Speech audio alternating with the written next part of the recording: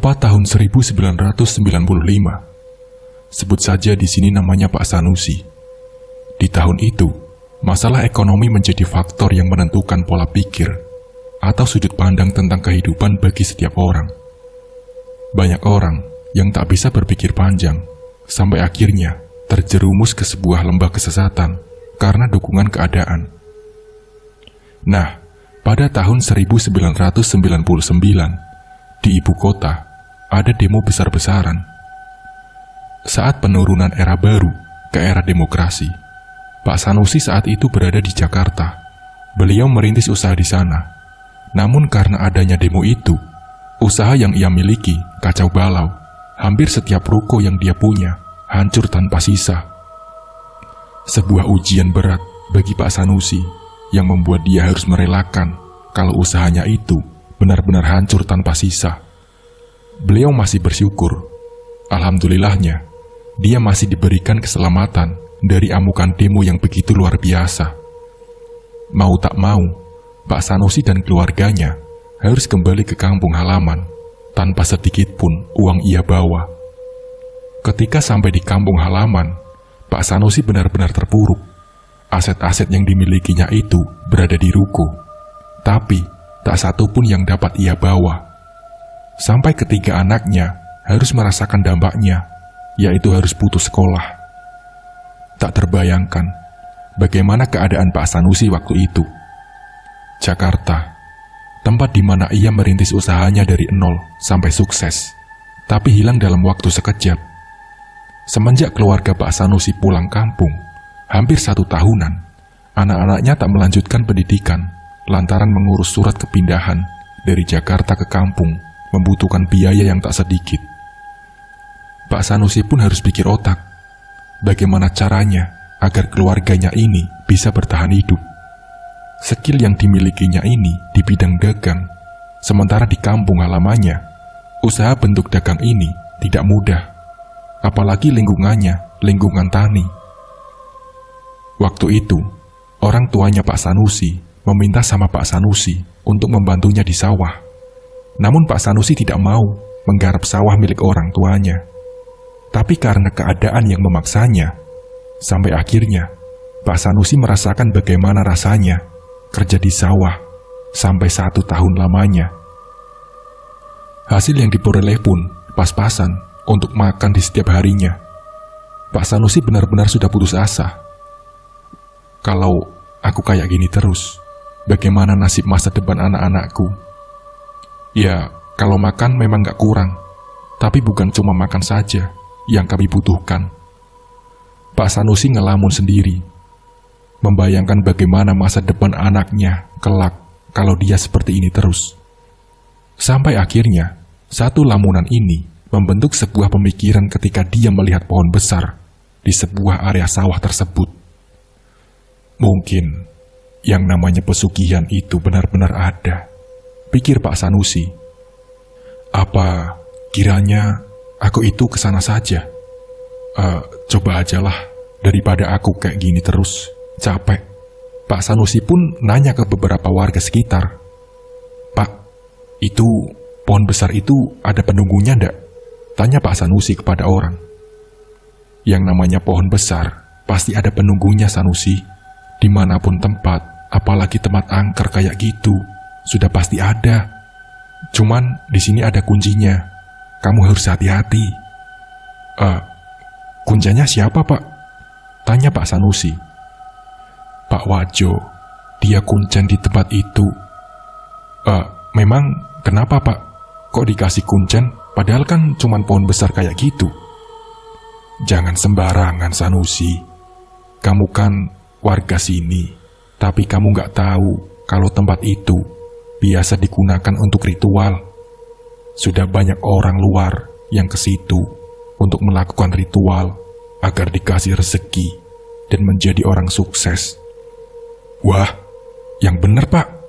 Iya, kabar itu dari beberapa orang. Lebih lengkapnya, kamu tanya aja ke Pak Wajo. Tapi kalau warga di sini nggak terlalu yakin, karena kita berharapnya pokoknya sawah kita lancar dan dapat panen bagus. Udah, Itu aja. Soalnya warga kampung sini kan petani semua. Pak Sanusi yang mendengar cerita dari warga itu pun semakin tertarik ke tempat angker itu. Sewaktu dia pulang dari sawah, sekitar jam 4:30 sore, dia ketemu bapaknya. "Pak, apa benar Pak Wajo itu kuncen di tempat angker itu?" tanya Pak Sanusi kepada bapaknya. "Iya, memangnya kenapa?" Nah, apa benar sih kalau di sana itu katanya bisa menjadikan orang sukses?" "Itu benar, Pak," tanya Sanusi lagi. "Iya, memang banyak orang luar datang ke sini. Ya, lewatnya Pak Wajo, dia kan kuncen di sini." "Ya, Bapak sendiri juga paham siapa Pak Wajo. Dia juga pernah cerita ke Bapak kalau orang luar ke sini mau nyari pesugihan. Bilang aja ke Pak Wajo. Tapi tidak semuanya bisa sukses. Ada yang gagal, ada yang gila, bahkan ada yang kabur.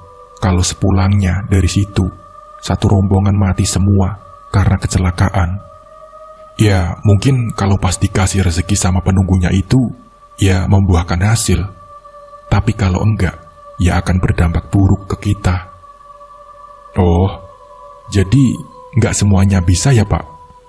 "Ya, enggak bisa." Sebentar, kamu nanya tempat angker itu maksudnya apa, Sanusi?" tanya bapaknya. "Iya, Pak. Iya, tadi saya sempat ngobrol sama teman-teman di sawah. Terus saya ngelamun ngelihat tempat itu. Kok tempatnya angker banget?" "Iya, di sana memang angker. Jangan sekali-kali ya kamu ke sana." "Iya, Pak," jawab Sanusi. Walaupun sudah diperingati sama bapaknya untuk jangan sekali-kali ke sana, Pak Sanusi pun ngeyel. Pak Sanusi memang sudah ada niatan mau ke tempat angker itu. Tanpa sepengetahuan dari bapaknya, Pak Sanusi ketemu sama Pak Wajo. "Pak, saya Sanusi, anaknya Pak Wardi." "Oh, kamu Sanusi. Gimana kabarnya di kota?" kata Pak Wajo. Sudah hancur, Pak." "Loh, hancur gimana?" tanya Pak Wajo. "Iya, kemarin Bapak kan tahu. Setahun yang lalu ada demo besar-besaran. Ruko saya terbakar, Pak. Habis semua." "Aduh leh, yang sabar ya. Terus, ini ngomong-ngomong ada apa? Tumben-tumbennya kamu kesini. Kamu udah lama pulang, tapi baru mampir ke rumah Simbah. Ada apa ya?" kata Pak Wajo. Gini Mbah, saya memang jarang keluar Mbah. Udah putus asa saya, benar-benar pusing. Keadaan saya sekarang kan gini, anak saya pun sudah tak melanjutkan sekolah Mbah. Belum lagi kebutuhan semakin banyak. Saya kesini mau ngomong serius sama Mbah." "Apa benar sih Mbah, di sini ada tempat keramat yang bisa mendatangkan kekayaan?" tanya Pak Sanusi kepada Pak Wajo. "Iya benar, Mbah sendiri juru kuncinya." Kira-kira kalau saya yang ke situ bisa sukses gak ya Mbah?" tanya Pak Sanusi. "Ya tergantung, tujuanmu itu apa?" "Oh, ya syukur-syukur saya dapat rezeki Mbah. Saya kepingin merubah nasib Mbah. Masa saya harus jadi petani terus? Kasihan anak-anakku tak bisa melanjutkan sekolahnya. Gimana nanti masa depan anak saya Mbah? Makanya saya kesini. Ya syukur-syukur saya dapat petunjuk dari tempat itu." "Ya udah, gini saja. Kalau kamu pingin dapat petunjuk, nanti Simbah kasih tahu caranya untuk bisa ke sana," jawab Mbah Wajo. Beneran Mbah? Mau dikasih tahu?" "Iya, tapi sebelumnya bapak kamu tahu nggak? Soalnya Mbah takut sama bapak kamu." Takut kenapa Mbah?" tanya Sanusi. "Ya, kamu kan tahu bapak kamu itu kayak gimana orangnya. Kalau dia nggak suka ya nggak suka. Orangnya tuh keras." Terus terang Mbah, saya kesini nggak diketahui bapak saya," jawab Pak Sanusi. "Nah, terus kalau nanti bapakmu tahu gimana?" tanya Mbah Wajo. "Ya, pokoknya Simbah saja yang tahu. Jadi gimana caranya Mbah biar bapak nggak tahu?" "Ya udah, tapi rahasia ya," kata Mbah Wajo. "Iya Mbah, saya jaga rahasia ini, jawab Pak Sanusi. Kamu lahirnya hari apa? Istri kamu lahirnya hari apa? Pak Sanusi pun ditanya, dijelaskan dan dihitung dengan hitungan Jawa. Menurut hitungan, kamu bisa masuk ke tempat keramat itu di malam Jumat Legi. Malam Jumat, Mbah? Iya, dan jamnya itu jam 11 malam. Ndak kurang, ndak lebih. Pokoknya jam 11 kamu sudah duduk di situ. Tapi sebelum kamu duduk, ada tata caranya. Tapi sebelum itu, kamu ngomong dulu sama istrimu. Kalau kamu sudah dapat izin, nanti baru Mbah kasih tahu tata caranya. Iya Mbah. Kalau gitu, saya permisi dulu ya Mbah. Nanti saya kesini lagi. Mbah Wajo pun hanya menganggukkan kepalanya. Saat pulang ke rumah, Pak Sanusi papasan dengan bapaknya. Kamu dari mana Sanusi? Jam segini baru pulang? Tanya bapaknya. Nyari-nyari kerjaan Pak. Daripada saya sehari-hari jadi petani kayak gini, pinggangnya nggak kuat Pak. Seumur-umur Bapak kan tahu, aku nggak suka jadi petani. Kalau nggak terpaksa, saya nggak bakalan mau Pak. Sanusi, dengar ya, jadi petani itu senang berkah. Beras ada, hasil panen bagus ya alhamdulillah, kita tidak kurang makan. Ya nggak kurang memang, tapi Bapak ingat nggak, saya dulu kayak gimana? Saya sekolah cuman SMP, terus saya jadi kuli di Jakarta Pak. Sampai ketika saya mau nikah, saya suruh nyari uang sendiri. Saya tidak mau sengsara lagi Pak. Nah terus, kamu maunya apa? Tanya Bapak Sanusi. Ya, makanya saya keluar, nyari informasi, barangkali ada pekerjaan Pak. Syukur-syukur di kota atau di mana? Jawab Sanusi. Ya udah, terserah kamu saja. Yang penting, Bapak sudah ngingetin kamu. Pokoknya jangan yang aneh-aneh. Iya Pak, siap, jawab Pak Sanusi. Mungkin, pikirannya Pak Sanusi waktu itu, bapaknya seperti sudah punya firasat, kalau ia mau datengin tempat keramat itu. Karena kata-kata yang keluar itu menunjukkan kekhawatiran orang tua kepada anaknya. Setelah masuk ke dalam rumah, Pak Sanusi langsung menemui istrinya. Pak Sanusi pun langsung ngomong, Bu, kira-kira Ibu mau nggak kalau kita ngerubah nasib? Tanya Pak Sanusi kepada istrinya. Merubah nasib gimana Pak? Emang Bapak dari mana tadi? Tanya istrinya. Bu, Bapak itu coba nyari-nyari solusi. Ya, Bapak jujur saja, nggak sanggup jadi petani kayak gini Bu. Capek. Tiap hari nggak ada hasil yang memuaskan. Jujur aja Bu, Bapak nggak kuat kayak gini terus. Terus Bapak mau kerja apa? Tanya istrinya. Ya, makanya Bu, Bapak mau nyari petunjuk, mau nyari solusi lewat Pak Wajo. Pak Wajo yang mana tetangga kita itu? Tanya istrinya. Iya, Ibu kira-kira mengizinkan nggak kalau misalkan Bapak minta tolong sama Pak Wajo? Tanya Pak Sanusi ke istrinya. Ya, kalau Ibu sih ngizinin aja. Yang penting baik untuk keluarga kita Pak, jawab istrinya. Ya sudah Bu, gini saja. Nanti, besok kalau pas Bapak ke sawah, Ibu temenin saya ke rumahnya Pak Wajo ya? Tanya Pak Sanusi ke istrinya. Iya Pak, iya. Jawab istrinya Pak Sanusi. Keesokan harinya, setelah dari sawah, Pak Sanusi dan istrinya pun ke tempat Mbah Wajo. Monggo, silakan masuk. Oh, ini istri kamu? Iya Mbah.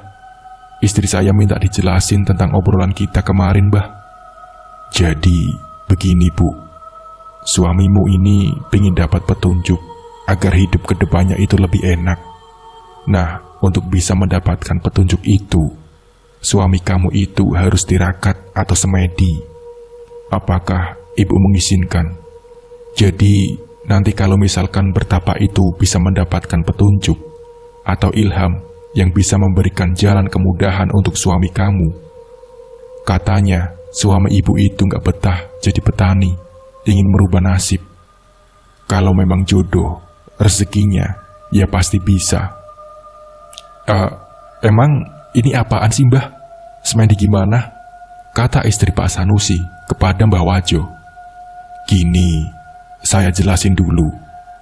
Pak Sanusi itu mau tirakat di tempat yang dimana saya menjadi kunjanya. Nah, saya tahu betul bagaimana orang yang bisa diterima dan tidak. Dan kebetulan semalam suami kamu itu udah ngobrol sama Simbah. Setelah aku hitung-hitung hari lahir kalian, kalian bisa dan mudah diterima di tempat keramat itu. Tapi Mbah, kalau bapak ibu mertua saya tahu gimana?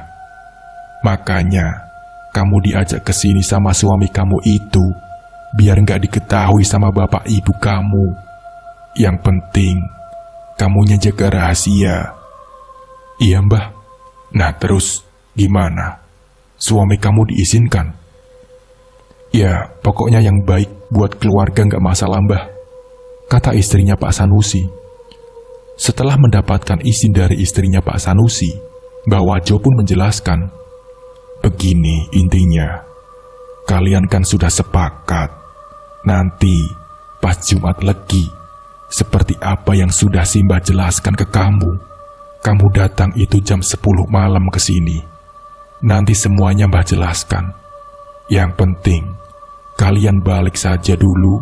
Jangan sampai bapak ibu kalian mengetahui kalau kalian dari sini. Karena bapak kamu itu tidak suka sama Simbah. Iya Mbah, baik. Kalau begitu, kami permisi Mbah. Mereka berdua pun balik. Singkat cerita, setelah beberapa hari, waktu yang ditunggu pun tiba. Sekitar jam 10 malam, setelah bapak ibunya atau keluarga dari Pak Sanusi sudah istirahat, lewat pintu belakang, Pak Sanusi pun keluar menemui Mbah Wajo. Mbah Wajo pun langsung mengantar Pak Sanusi ke tempat yang dimaksudkan, dan tata cara ritual pun dijelaskan sembari menunggu jam 11 malam. Nah kebetulan malam Jumat itu, ketika Pak Sanusi sama Mbah Wajo menuju ke tempat keramat, lingkungan sudah sangat sepi. Setelah semuanya dijelaskan, Simbah Kuncen ini masuk ke dalam gubuk yang terletak di belakang pohon besar itu. Pak Sanusi diminta untuk semedi, sementara Mbah Wajo masuk ke tempat itu. Jam 11 malam tepat, kamu duduk di situ, jangan kemana-mana. Nanti kamu akan ditemui oleh sosok yang akan membantu kamu. Apa yang dia minta, kamu turuti saja. Iya Mbah, baik. Suasana malam itu pun seketika mencekam. Duduk bersila, ditemani tiupan angin malam yang kian menusuk, membuat bulu kuduknya berdiri. Rasa takut yang mulai terasa, sebisa mungkin dihalaunya. Berawal dari tiupan angin, kini menjadi rintik-rintik hujan. Padahal langit terang benderang. Cahaya rembulan pun menemaninya, tapi entah dari mana rintik-rintik hujan itu datang. Setelah kejadian yang agak aneh itu, disusul dengan suara-suara tawa layaknya kuntilanak yang membuat Pak Sanusi waktu itu merasa ketakutan. Namun perkataan Mbah Wajo selalu diingat, jangan sampai kamu takut. Jika kamu takut, mendingan gak usah, kita balik saja. Pak Sanusi pun sudah bertekad akan merubah nasib keluarganya.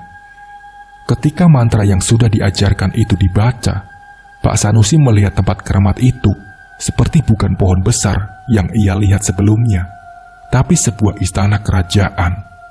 Pak Sanusi pun disuruh masuk, diantar sama 2 prajurit dengan pakaian kerajaan. Silahkan, Anda masuk, sudah ditunggu sang raja. 2 prajurit itu mengantar Pak Sanusi menghadap ke raja. Kamu kesini minta apa? Dan ada perlu apa, Sanusi? Aku ingin mendapatkan petunjuk agar nasibku berubah. Aku ingin jadi orang sukses. Aku ingin menjadi orang yang kaya raya. Baiklah, tapi kamu harus serahkan anak ayam untukku. Maka kamu akan menjadi orang sukses dan kaya raya. Setelah sang raja mengucapkan itu, dua prajurit kerajaan kembali mengantar Pak Sanusi keluar. Setelah Pak Sanusi kembali duduk bersila dan membaca mantra, istana kerajaan tadi seketika menghilang. Tepat jam 12 dini hari, Mbah Wajo datang untuk menemui Pak Sanusi. Sudah ditemui sosok penunggu di situ kan? Apa yang dia minta? Dia cuman minta anak ayam, Mbah. Ya udah, kita pulang dulu saja.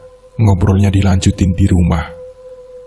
Karena tempat keramat itu dan juga rumah Mbah Wajo tidak terlalu jauh, jadi hanya memakan waktu 25 menit saja. Setelah sampai di rumah, Mbah Wajo kembali menjelaskan, "Sekarang, kamu tinggal turuti apa mau dari sosok itu. Tapi, biasanya ayamnya itu bukan ayam asal-asalan. Kalau bisa, ayamnya itu ayam cemani." "Kamu tahu kan ayam cemani?" kata Mbah Wajo. Iya Mbah, saya tahu." "Ya sudah, cari anak ayam yang belum pernah kawin. Yang belum pernah kawin berarti yang temanggang atau tanggung, jangan yang sudah dewasa. Mau jantan, mau betina, terserah. Yang penting jangan yang sudah kawin. Itu aja pesan si Mbah." Iya Mbah, baik," jawab Pak Sanusi. "Ya sudah, kamu pulang saja. Setelah kamu dapatkan ayam itu, tunggu Jumat Legi untuk menyerahkan ayam itu. Karena sudah ada hitungannya, tidak boleh asal-asalan." Setelah diminta pulang sama Mbah Wajo, Pak Sanusi pun sampai di rumah langsung menceritakan ke istrinya. "Bu, aku dapat petunjuk, Bu. Aku cuma diminta nyari ayam cemani hitam yang belum kawin." "Ah, ayam cemani? Kita nyarinya di mana, Pak?" kata istrinya Pak Sanusi. "Ya, kita cari saja, Bu. Yang penting kita usaha dulu," jawab Pak Sanusi. Jadi, istrinya Pak Sanusi itu tidak tahu apa-apa. Pokoknya, mengikuti apa yang dikatakan Pak Sanusi. Setelah beberapa hari Pak Sanusi melakukan ritual itu, sembari garap sawah, Pak Sanusi ke pasar nyari ayam cemani. Namun sudah hampir 3 minggu ini, tidak juga menemukan. Sampai Pak Sanusi meminta istrinya, "Bu, aku bantu nyari ayam, Bu. Bapak ini waktunya sudah nggak ada, Bu. Kalau aku ketahuan sama bapak dan ibu kamu gimana? Ibu sajalah yang pergi ke pasar. Barangkali rezeki ibu bisa dapat ayam cemani itu," suruh Pak Sanusi ke istrinya. "Ya sudah, biar saya yang nanti cari. Bapak kerja saja di sawah." Jadi ada sekitar 4 minggu lebih, sepasang suami istri itu mencari ayam cemani. Sampai akhirnya, 1 bulan kurang 3 hari, anak ayam itu baru didapatkan dari salah satu pasar yang sangat jauh dari tempat tinggal Pak Sanusi dan juga istrinya. "Akhirnya nemu juga ya, Bu. Tapi nanti malam belum Jumat Legi, Bu. Kurang 3 hari lagi. Ini ayam mau taruh di mana ya, Bu? Soalnya, kalau misalkan ini ditaruh di rumah, nanti ketahuan bapak dan ibu, pasti jadi omelan. Bahkan bukan omelan lagi, Bu. Karena ayam ini kan ayam cemani, ayam yang jarang dipelihara oleh orang umum." Gimana ya, Bu?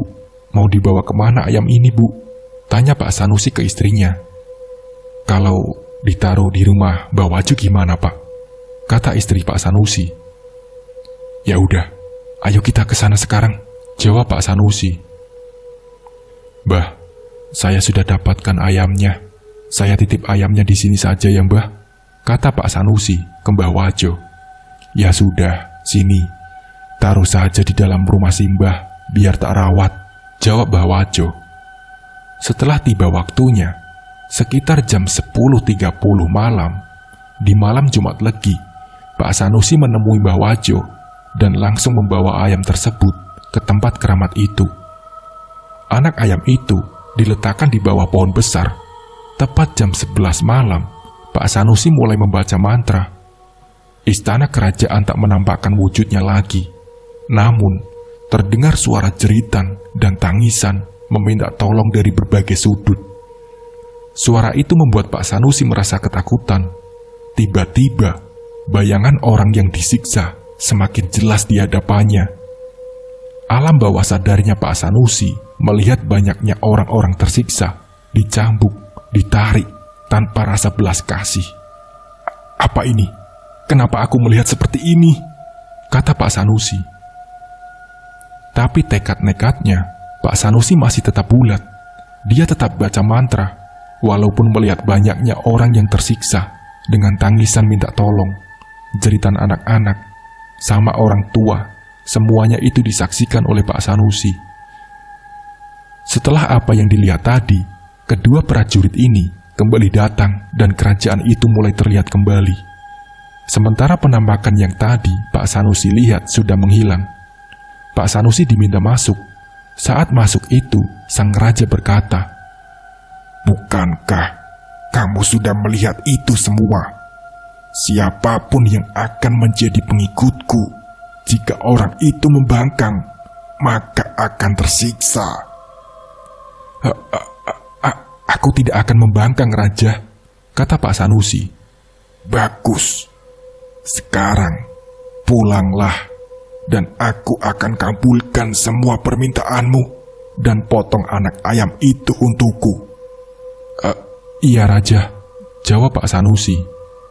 Dan dua prajurit itu pun mengantar Pak Sanusi untuk keluar. Saat dia keluar, Pak Sanusi segera memotong anak ayam itu. Mbah, tapi saya tidak bawa pisau. Bagaimana caranya menyembelih ayam ini?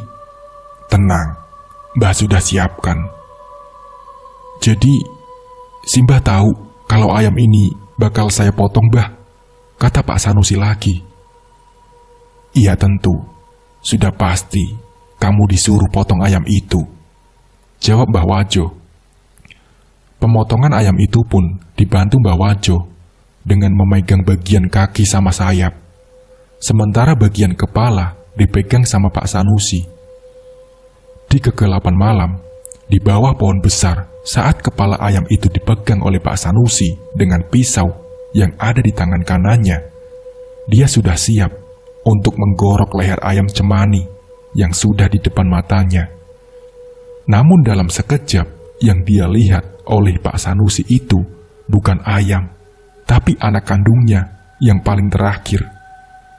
Pisau yang digenggamnya dan tangan yang menggenggam kepala ayam seketika terlepas. Mbah, apa ini, Mbah? Tapi ketika dia melihat kembali ayam itu, ya wujudnya ayam. Apa-apaan ini, Mbah? Aku tadi melihat bukan ayam cemani, tapi anak bungsuku, Mbah. Tapi ini kenapa berubah lagi menjadi ayam lagi? Kata Pak Sanusi. Seketika itu, Mbah Wajo langsung marah sama Pak Sanusi. Sanusi, ini tempat keramat. Kamu jangan membentak-bentak di sini. Mbah, aku nggak mau ngelakuin ini, kata Sanusi. Sanusi, kamu diminta apa sama penunggu di sini? Motong ayam kan? Ya sudah, potong saja. Ini ayam, bukan anak kamu. Dengan perasaan takut, Pak Sanusi kembali memegang kepala ayam itu, karena yang tadi dia lihat itu adalah anak bungsunya. Pisau yang terjatuh tadi kembali diambil. Setelah siap disembelih, dari mulut Pak Sanusi terucap kalimat, Bismillahirrohmanirrohim. Dar! Seketika, suara petir menyambar ayam yang akan disembelih. Sampai Pak Sanusi dan Pak Wajo benar-benar ketakutan, karena kelihatan cahaya itu benar-benar nyata, berada di depan mereka, sampai ayam itu pun terlepas. Pak Sanusi spontan langsung menjauh dari tempat itu. Namun, ia kebingungan karena tak melihat Mbah Wajo. Astagfirullahaladzim, Mbah. Mbah, bangun, Mbah. Mbah Wajo ternyata tergeletak akibat kesambar petir. Beberapa kali dibangunkan sampai Pak Sanusi teriak-teriak minta tolong. Mbah Wajo tetap tak sadar. Namun, ketika dicek denyut nadinya, Innalillahi wa inna ilaihi roji'un. Pak Sanusi kebingungan harus bagaimana, karena di tempat itu sama sekali tak ada orang kecuali dirinya dan Mbah Wajo. Sampai akhirnya dia balik mengabarkan ke keluarganya Mbah Wajo. Tolong itu Mbah Wajo. Bawa Mbah Wajo. Gimana Pak? Gimana Pak Sanusi? Pelan-pelan ngomongnya. Itu Mbah Wajo meninggal dunia. Yang benar kamu. Terus sekarang bapak saya di mana? Di bawah pohon keramat, Mbak. Mereka pun bergegas ke pohon itu dengan meminta bantuan beberapa warga yang tak sengaja berpapasan. Tubuh Mbah Wajo pun gosong akibat kesambar petir. Seluruh warga pun akhirnya terbangun karena kepanikan itu. Sampai bapaknya Pak Sanusi pun akhirnya tahu apa yang sebenarnya dilakukan oleh Pak Sanusi. Pak Sanusi pun kena marah orang tuanya. Seandainya kamu Sanusi benar-benar sampai bunuh ayam itu, mungkin anak kamu sudah mati, tapi Allah masih melindungi kamu. Dari kemarin, Bapak sudah punya firasat, dan ibumu juga memimpikan kamu membawa ayam yang akan dibuang, dan ternyata benar dugaan Bapak. Bapak yang memohon meminta petunjuk kepada Sang Pencipta. Ya Allah, lindungilah anakku dari segala kesesatan dan juga segala kemusyrikan. Lindungilah anak-anakku dan cucuku. Dan jawaban dari Gusti Allah itu membuat kamu tersadar, Nak. Ya sudahlah, semua ini sudah terjadi. Tapi yang penting, kamu dan anak-anakmu dan semua keluarga kita, semuanya masih utuh. Soal Mbah Wajo itu, urusan dia dengan penunggunya. Tapi semoga ini menjadi pelajaran buat kamu Sanusi.